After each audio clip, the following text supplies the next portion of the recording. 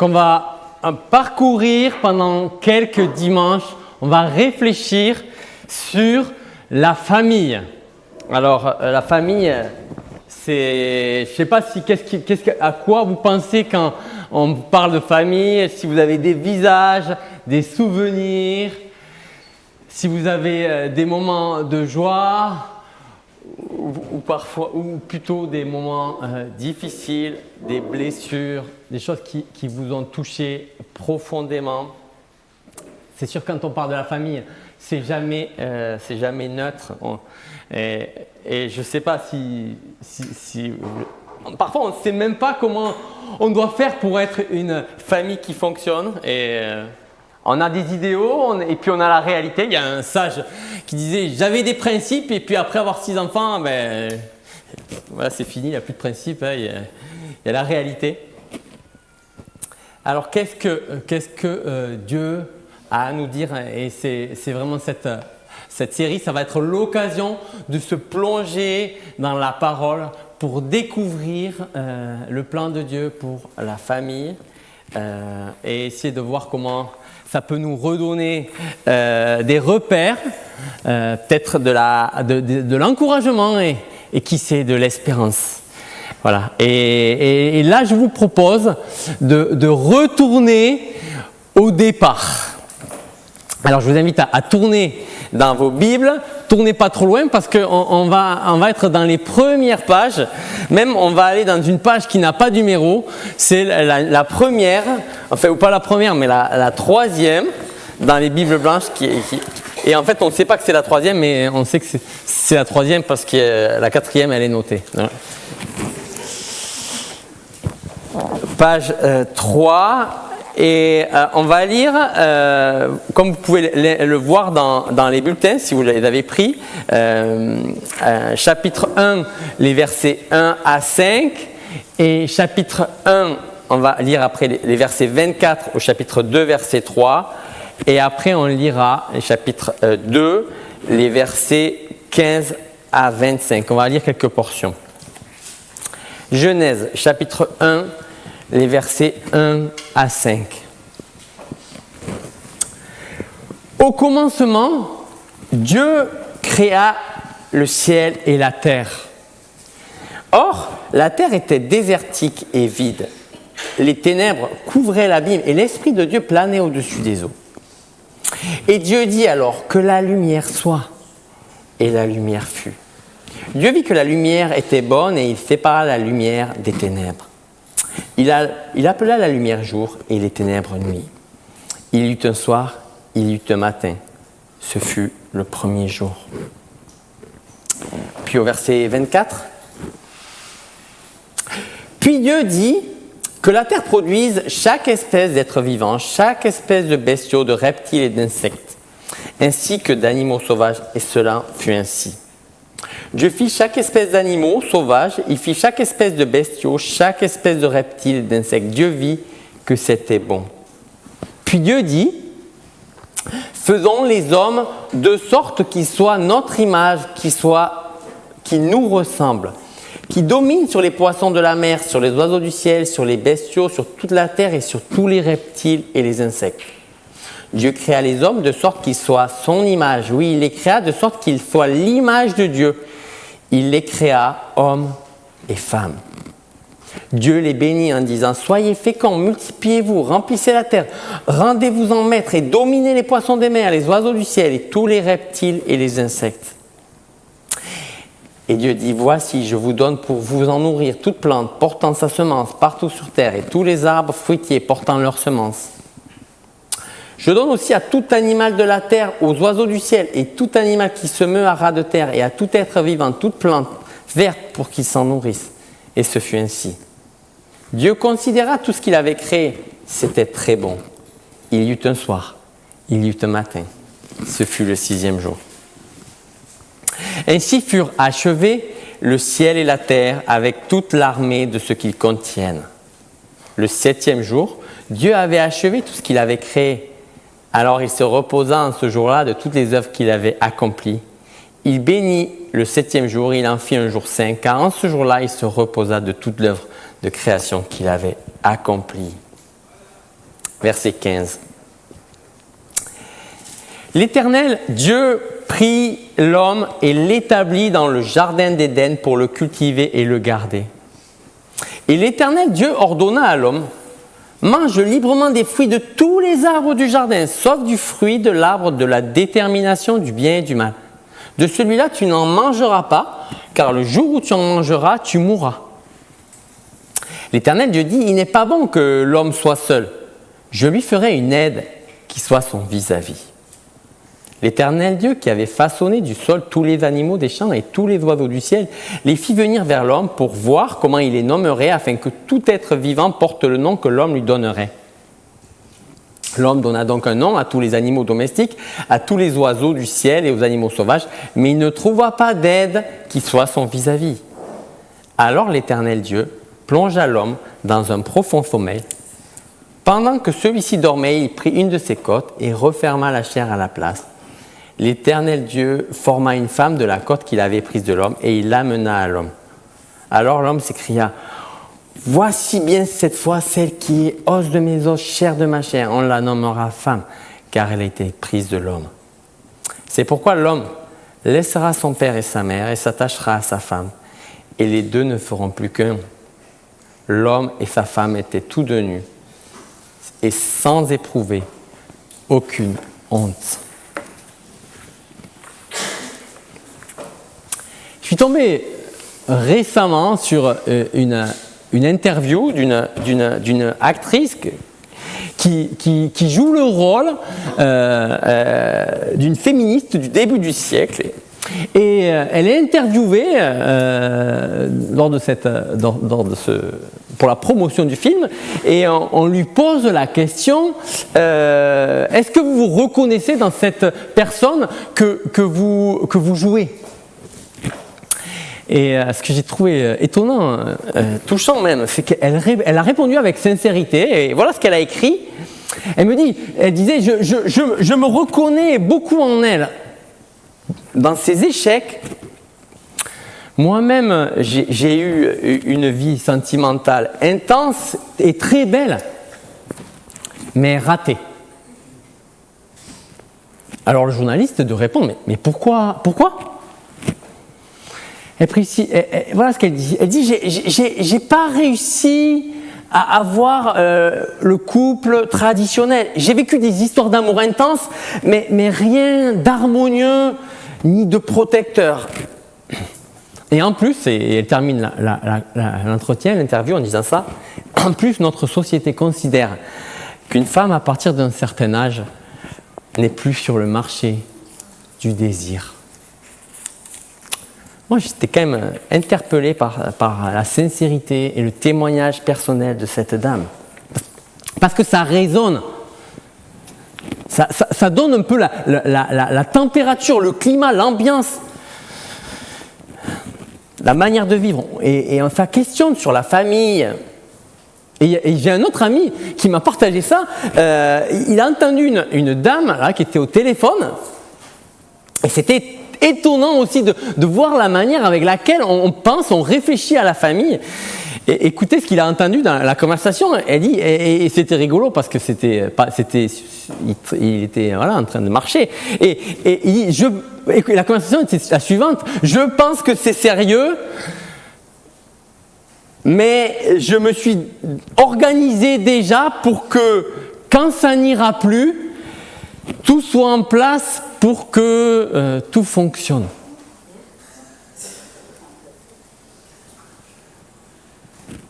Tout est déjà prévu. Il y a un côté dramatique, mais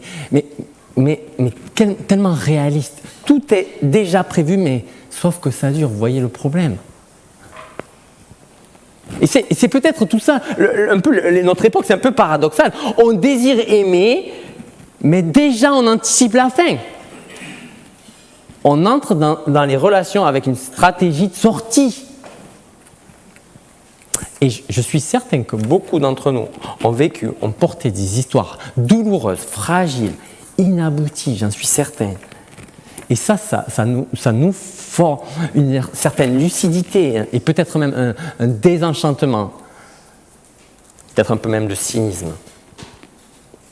Et c'est pour ça aussi qu'on n'est pas surpris qu'il y ait maintenant une certaine peur de s'engager. C'est logique. Alors fonder une famille, ça paraît un peu risqué. Et surtout dans ce monde, quelle stabilité! D'ailleurs, au passage, c'était intéressant. En 2025, il y a l'Institut national des études démographiques qui confirme un peu ce climat. Il y a une baisse de la natalité qui touche particulièrement les jeunes générations. Et elle est liée en particulier à l'incertitude face à l'avenir, que ça soit personnel ou global, et notamment l'écologie, les questions sociales.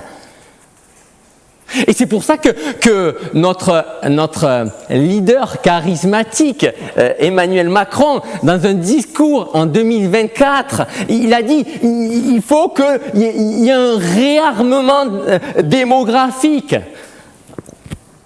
Vous avez compris ce qu'il entendait par là. Il faut que la natalité reprenne de la vigueur. Parce qu'il y a quelque chose qui ne va pas. Alors il y a une question qui se pose, mais si le couple et la famille sont si fragiles, si incertains, pourquoi on ne devrait pas juste y renoncer tout simplement définitivement? Pourquoi on ne tournerait pas juste la page? Pourtant on a l'impression qu'il y a quelque chose en nous qui résiste, quelque chose qui nous donne envie encore d'espérer. Et on va voir que la Bible, elle va nous montrer ce désir qui est au fond de nous. Elle ne nie pas les fractures, les blessures, les échecs, les désillusions que chacun a vécues, mais elle va même les regarder en face. Et c'est pour ça qu'on va faire un parcours. On va essayer de voir un peu la progression, mais parce qu'elle ne nous donne pas une vision naïve. Non. Mais par contre là, ce matin, ce que j'aimerais, c'est qu'on revienne au départ. En matière de famille, quel était le projet initial? Quel était le projet de départ? Ce projet qui est inscrit au cœur de notre humanité et que nous allons redécouvrir. Non pas comme un idéal abstrait, inaccessible, mais comme peut-être une clé de compréhension qui nous permet de comprendre pourquoi, même si on voit des choses qui sont brisées, pourquoi nous continuons à les chercher. Et sans doute, un des points clés qu'on découvre dans le récit qu'on a lu tout à l'heure, c'est sans doute ce qui même au cœur de notre vision d'Église, c'est la relation. On va découvrir ça. Relation avec Dieu, mais aussi relation avec les autres, mais aussi relation avec la création. Et on va voir que la famille, c'est aussi ça. Alors voilà le plan que je vous propose. Vous pouvez aussi le voir dans les bulletins. C'est le plan suivant. La famille pour refléter la gloire de Dieu, la famille pour le servir sous sa bonne autorité et la famille pour se réjouir de notre complémentarité. Regardez le verset 27 du chapitre 1, 27 et 28. 27 et 20. Dieu créa les hommes de sorte qu'ils soient à son image. Oui, il les créa de sorte qu'ils soient l'image de Dieu. Il les créa, hommes et femmes. Vous voyez le projet de Dieu dès le commencement, le bon projet de Dieu. Et on le voit même au verset 28. Dieu les bénit en disant: soyez féconds, multipliez-vous, remplissez la terre, rendez-vous en maître et dominez les poissons des mers, les oiseaux du ciel et tous les reptiles. Vous voyez, qu'est-ce que l'homme est appelé à faire? Il est appelé à refléter sa gloire, sa beauté. Et là, c'est l'homme et la femme. Vous voyez, c'est comme si Dieu déposait sur la terre ces petites images. C'est pour ça d'ailleurs qu'au passage, c'est pour ça qu'il nous demande il ne veut pas qu'on ait qu'on fasse des idoles, des images. Parce qu'en fait, l'idole de Dieu, c'est nous. C'est les êtres humains. Et son désir à travers la création de l'être humain, et pas des animaux, c'est justement qu'on le reflète, que sa beauté devienne visible à travers les humains. Imaginez une terre remplie d'hommes, de femmes, de familles, d'enfants. Là, on est en train le projet de Dieu, le projet initial, c'était de voir la beauté et la gloire de Dieu au travers de la face des humains. C'était ça l'idée de départ. Et qu'à chaque personne qu'on rencontre, on dit, voilà, il y a quelque chose de merveilleux. Parce que Dieu en est la source. Et en plus, vous voyez, c'est une explosion de vie. Vous voyez que la vie se multiplie, se déploie. On voit que Dieu, il bénit l'humanité, il lui donne une mission, remplir, fécondre. Ça pourrait répondre, il aurait pu citer la Genèse, Emmanuel Macron. Et là, on voit que le but, c'est pour le bien, c'est pas pour le chaos, c'est pas pour la violence. Non, c'est pour la vie. On n'imaginerait pas une terre remplie, vous savez, de gargouilles, de monstres terrifiants. Non, ce serait invivable. Mais le projet de Dieu, au départ, c'était de remplir d'êtres humains qui reflètent sa beauté. Et c'est là que la famille prend toute sa place. Regardez, le premier homme, la première femme, appelée à se multiplier. Un lieu où la vie est donnée, où l'image de Dieu est transmise, la gloire peut être reflétée. Je ne sais pas si vous arrivez à voir, à dire, Samuel, tu sais, on n'est plus là, hein, ou on n'est pas là. Je ne sais pas si on n'a jamais été là. Est-ce qu'on arrive à ne pas juste être aveuglé à cause des fractures, des blessures peut-être qu'on a subies à cause de la famille, justement? Mais essayons de prendre quand même un petit moment pour contempler. Parce que Dieu, il n'a pas, et on verra ça à la fin, il n'a pas abandonné ce projet. Il n'a pas abandonné ce projet de cette belle dignité de l'être humain. Et ce qui est quand même assez merveilleux, c'est que la famille, c'est aussi le lieu où on peut vivre de cette dignité. On peut dire à nos enfants, voilà, ils ont de la valeur. Ils ont de la valeur à nos yeux, mais pas que à nos yeux, ils ont de la valeur aux yeux de Dieu. Et ils n'ont pas besoin d'être en quête de gagner leur identité, non. Ils n'ont pas besoin de la mériter, non. Elle est reçue. Et la famille, ça devrait être un lieu de sécurité.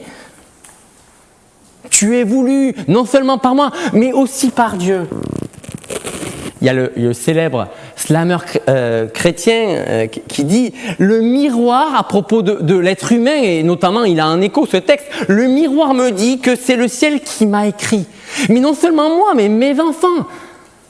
Est-ce qu'on le dit? Est-ce qu'on le partage? Le miroir me dit c'est le ciel qui t'a écrit, mon fils. » Je dois avouer que je ne le dis pas assez à mes enfants. On ne le dit pas assez à cause de la rébellion humaine.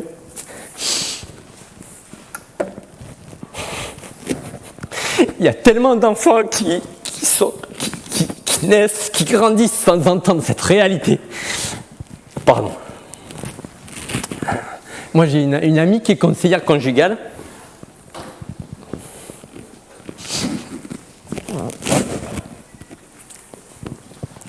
Une amie qui était conseillère conjugale, qui commençait un peu son travail. Elle était tellement triste de voir tant d'enfants se considérer comme pas aimés, indignes, parfois de leurs parents, en disant « tu me gonfles, je t'aime pas ». Vous voyez le caractère terrible, à l'opposé de ce que Dieu dit, à des années-lumière du projet de Dieu. Un projet avec des belles valeurs. Oui, la famille initiale, c'est un projet de vie qui se transmet. Un projet où l'identité, la valeur était là. Une vision pleine d'espérance.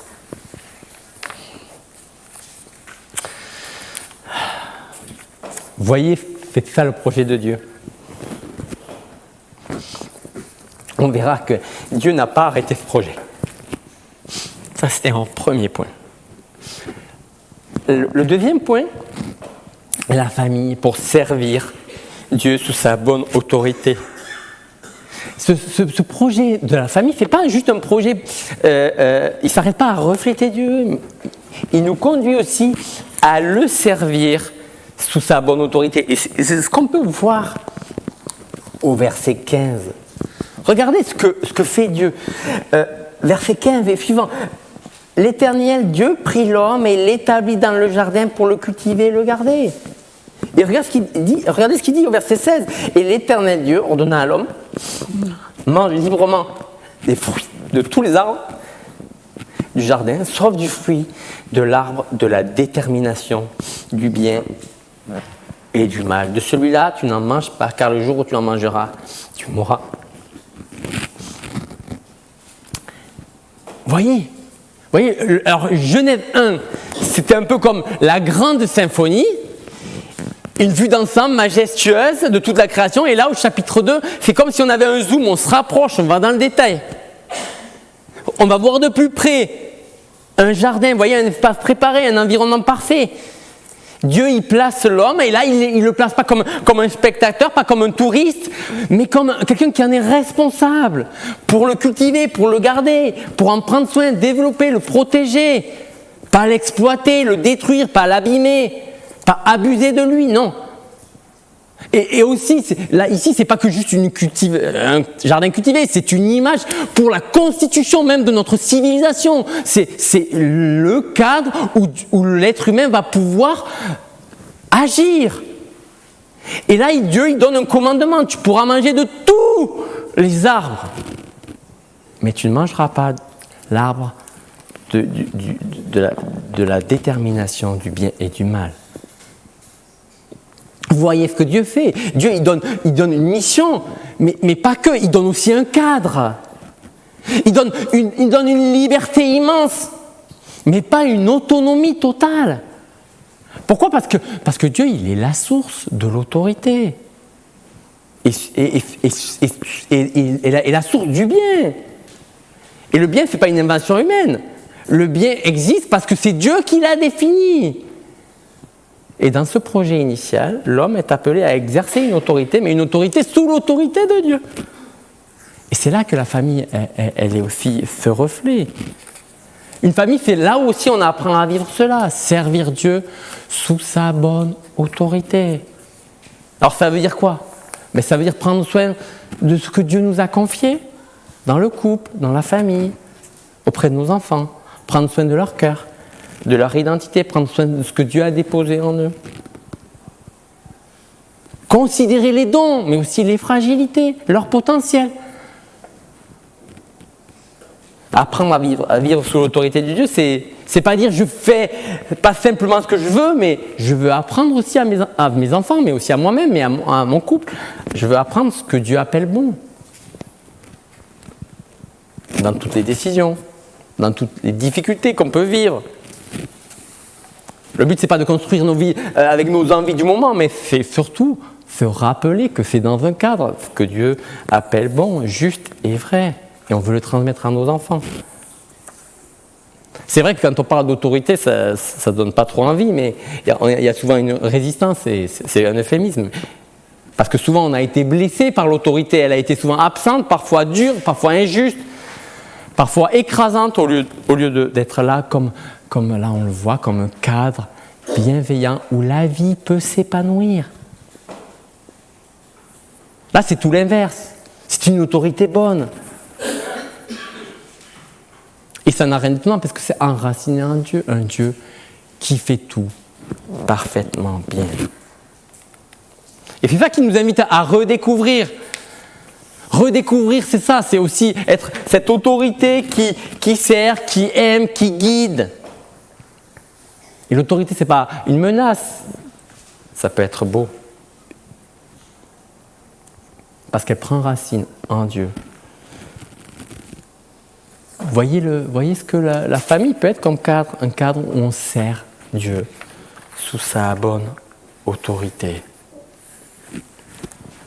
Et ça nous conduit au troisième point que je voulais évoquer, qui nous parle du projet, non seulement se réjouir, mais se réjouir de quoi ? Et là, au verset 18, c'est sans doute un verset que je me rappelle souvent à moi-même. Hein. Il y a une seule chose dans la création que Dieu a fait qui n'est pas bon. Non pas comme une production, que quelque chose que Dieu aurait pas fait qui n'était pas bon, parce que Dieu, ce qu'il a fait, c'était toujours bon. Mais il y a quelque chose qui n'est pas bon, en tout cas, on le voit dans le récit de Genèse 2. Alors on est surpris,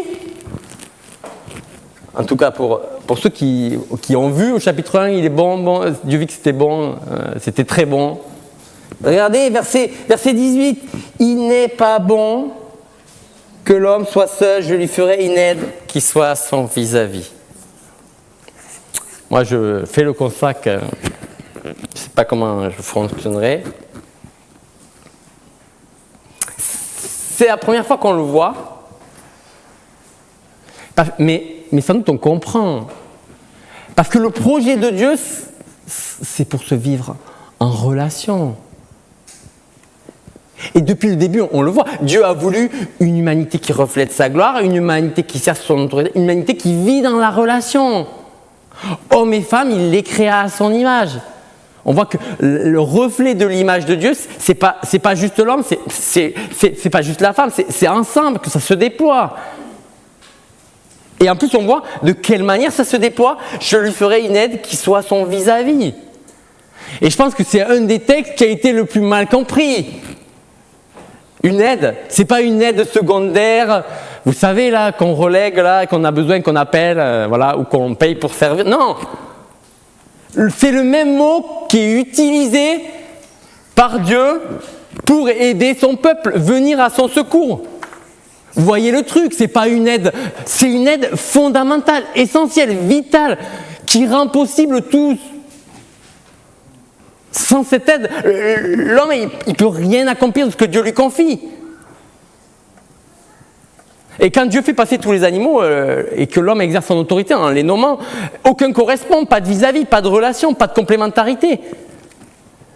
Alors Dieu fait tomber l'homme sur un profond sommeil. Au passage, il est pour rien dans le dossier, il n'a rien fait, il dort. Et de son côté, de son être même, en hébreu, Isha pour Ish, voyez la correspondance.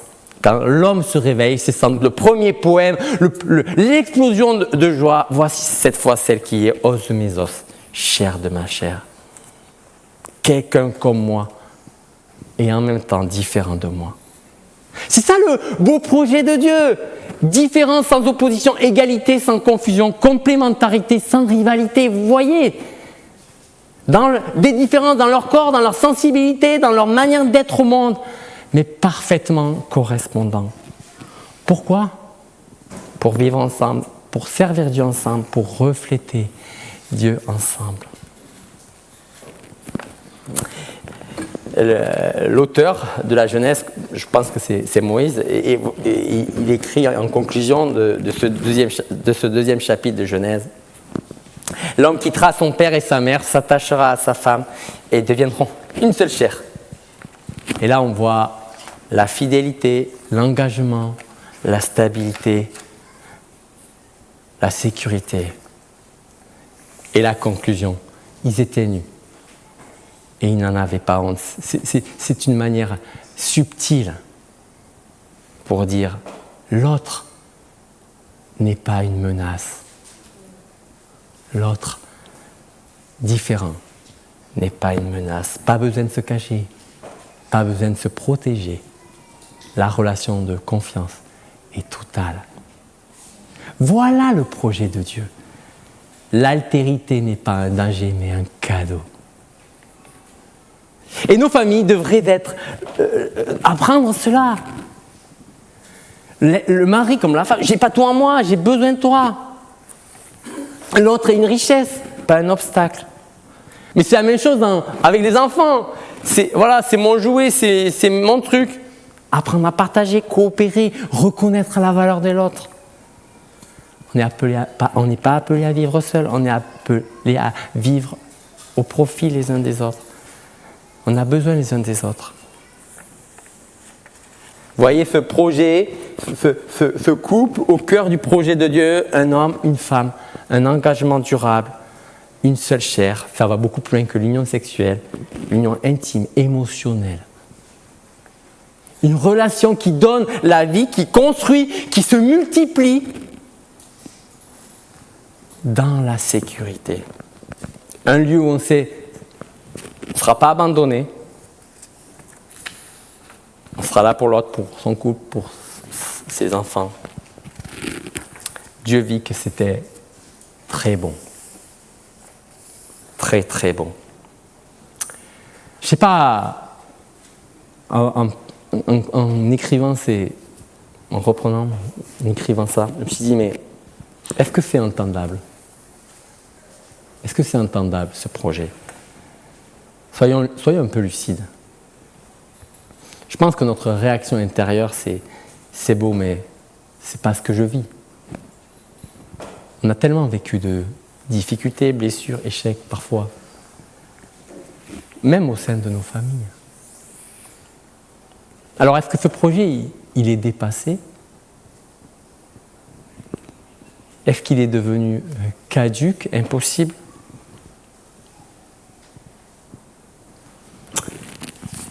Comment vous répondriez? Oui, tu sais, Samuel, à cause du péché, nanana. On aura l'occasion d'approfondir ça la semaine prochaine. Je vous propose quand même une parole que Dieu donne à un homme avec laquelle il va faire une promesse. De cette promesse va naître un enfant de la promesse. Je vous invite à lire avec moi. Désolé, cette fois-ci, on parcourt un peu. Genèse, chapitre 12. Vous savez que j'aime beaucoup ce texte. Genèse, chapitre 12, c'est Dieu qui s'adresse à un homme sorti de nulle part, d'une famille dysfonctionnelle. Vous pourriez regarder. Regardez ce qu'il dit, chapitre 12, verset 1, page 11. L'Éternel dit à Abraham, « Va, quitte ton pays, ta famille et la maison de ton père pour te rendre dans le pays que je t'indiquerai. Je ferai de toi l'ancêtre d'un grand peuple.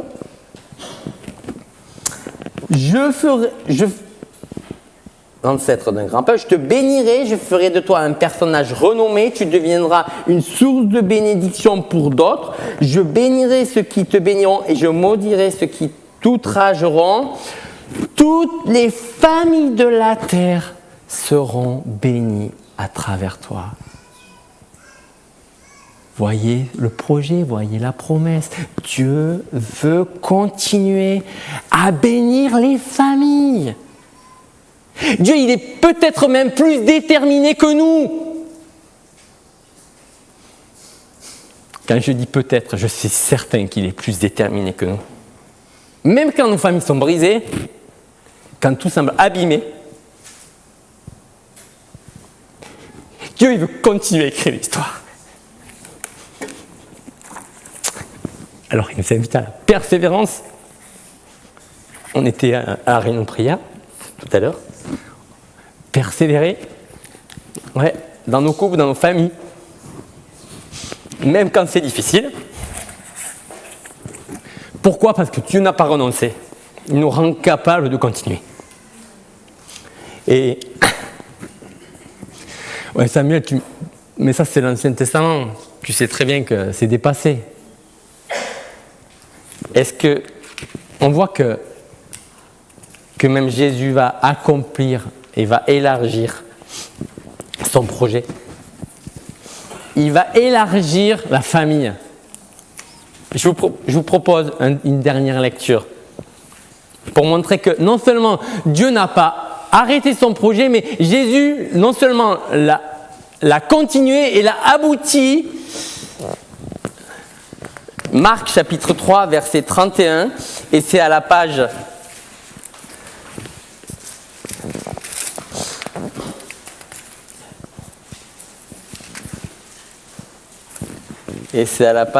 autour de 938, 939. Marc 3, chapitre 31. Et là, il y a la mère et les frères de Jésus qui arrivent. Jésus il est en train de faire des miracles, etc. Et ils se tinrent dehors et ils envoyèrent quelqu'un l'appeler. Beaucoup de monde était assis autour de lui et on vint lui dire, ta mère et tes frères et tes sœurs sont dehors et elles te cherchent. Et il répondit, qui sont ma mère et mes frères? Et promenant les regards sur ceux qui étaient assis en cercle autour de lui, il dit, voici ma mère et mes frères, car celui qui fait la volonté de Dieu, celui-là est pour moi un frère, une sœur ou une mère. Vous voyez ce que fait Jésus, c'est énorme. Il élargit la famille. La famille, elle disparaît pas, mais elle est transformée, elle est élargie. L'Église, c'est une grande famille. C'est un lieu où ceux qui ont été blessés peuvent être restaurés. Ceux qui sont seuls peuvent y appartenir. Ceux qui cherchent peuvent trouver une identité, sinon n'ont jamais reçu. Voyez le truc. C'est merveilleux. Dieu est en train d'élargir la famille. Ça change tout, on vit plus seulement pour nous-mêmes, on n'est plus obligé de vivre pour nous-mêmes, pour notre peut-être famille parfois recentrée sur nous. Non, on peut vivre pour une grande famille. Vous voyez comment l'histoire ne se termine pas avec une famille brisée, non, elle continue avec une famille restaurée. Des hommes et des femmes de toute origine, réconciliés, unis. Même si parfois il faut se demander pardon, même si parfois on s'écharpe un peu. C'est ça la réalité. Oui, tout a commencé par une famille, mais tout se terminera aussi par une famille. Oui, je vous propose vraiment d'accueillir, mes amis, ce projet avec reconnaissance et avec espérance. Prions.